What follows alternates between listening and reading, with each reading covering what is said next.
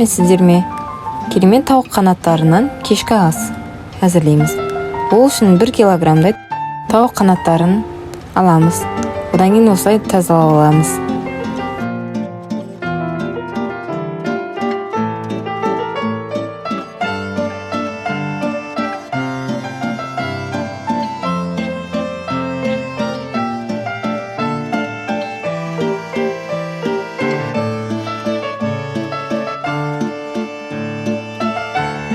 Тазалап болғаннан кейін пияздарымызды осылай үлкен-үлкен қылып турап аламыз. Егер сізде үлкен пияз болатын болса, 1-2 қажет етеді.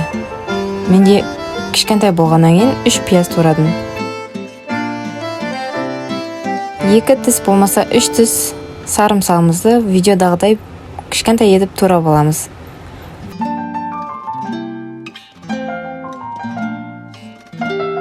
Турап болғаннан кейін болгар қызыл тәтті бұрышымызды дәл видеодағыдай турайсыздар. 4 бұрышты сәл үлкендеу қылып. Одан кейін укропты турап аламыз. Турап болғаннан кейін қызып тұрған майымызға тауық қанатшаларын салып, әбден тауық қанатшаларымыз қып-қызыл болғанша қуырасыздар.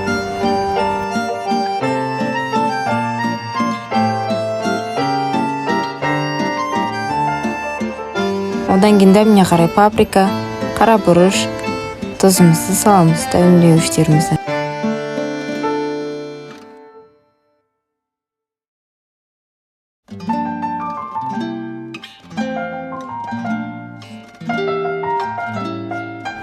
Әбден араластырып болғаннан кейін пиязымызды саламыз.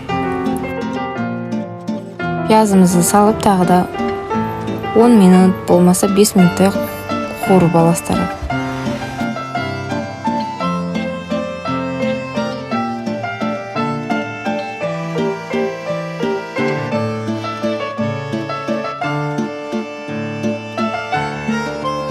Пиязды салған кезде су шығады, сол суы қайнап, май күйіне айналғанша қуырасыздар.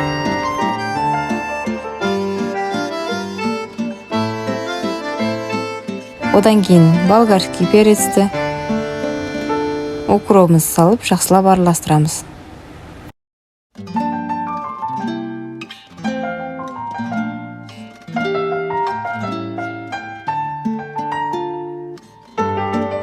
Одан кейін соя соусын 3 және 4 ас қасық құйып араластырасыздар.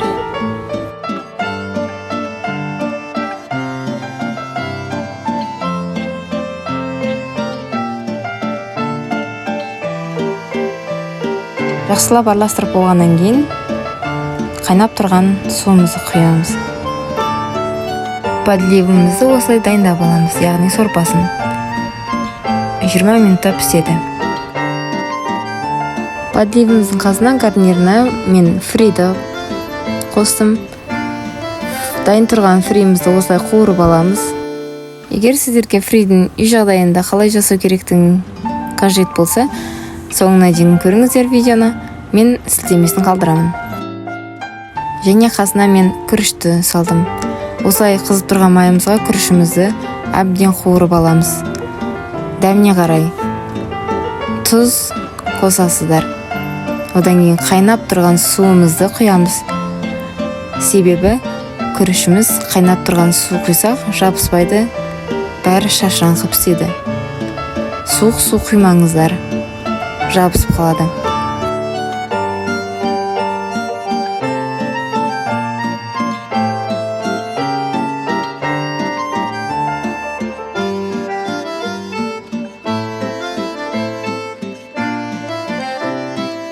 Күрішіміз дайын болды.